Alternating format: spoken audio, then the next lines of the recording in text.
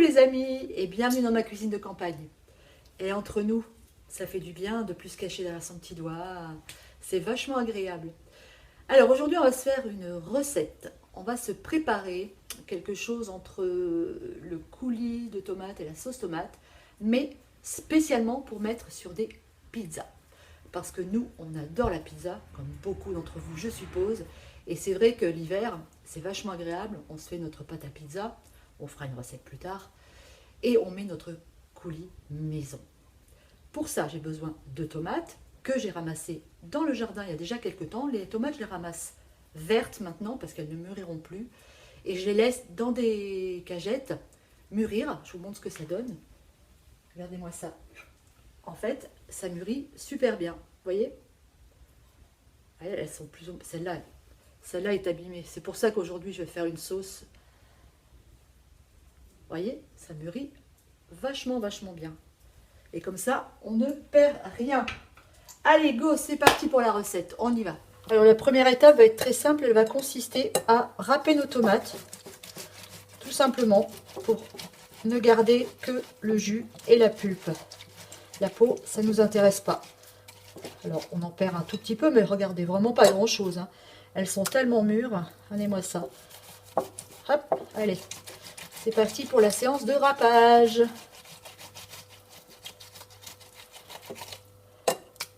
Alors, j'allume mon feu assez fort.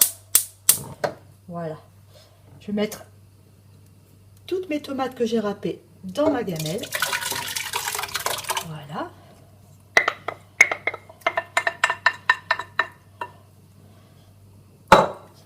À ça, je vais ajouter du poivre. Toujours moulu maison, le poivre. Moi, j'adore. On parfume bien notre sauce. Hein. Du sel.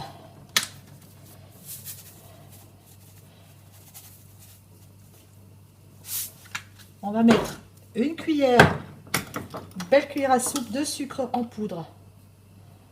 La sauce tomate, ça mérite toujours d'être un peu sucré parce que c'est très acide. Les tomates, ça c'est fait. On va mettre une petite lichette d'huile d'olive. Comme ça. L'équivalent d'une cuillère à soupe, on va dire. Je vais mettre une gousse d'ail que j'ai écrasée dedans. Du romarin du jardin, du thym du jardin. Je remue le tout et maintenant je vais laisser mijoter cette sauce qui pour l'instant est un peu liquide évidemment. On va la laisser mijoter jusqu'à ce qu'elle épaississe. C'est parti.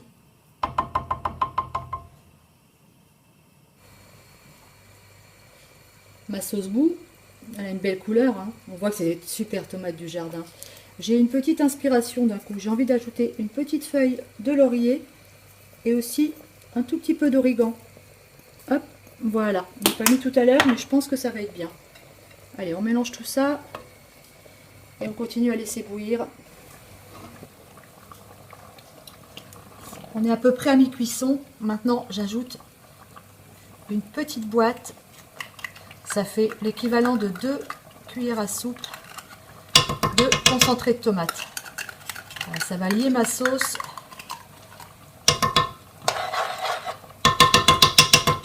Parfait. Et je mélange. Et elle a déjà réduit. On voit les bords de la casserole. Voyez, à l'arrivée là. Allez, c'est parti. Et je laisse mijoter encore un petit peu. Après, c'est à l'œil. Hein. Vous voyez, quand la sauce est suffisamment épaisse, c'est prêt. Parfait. Allez, c'est reparti pour un tour de mijotage. Alors, dans une gamelle assez haute, j'ai mis un torchon. Je vais essayer de caler mes pots. Je les stérilise comme ça à l'envers.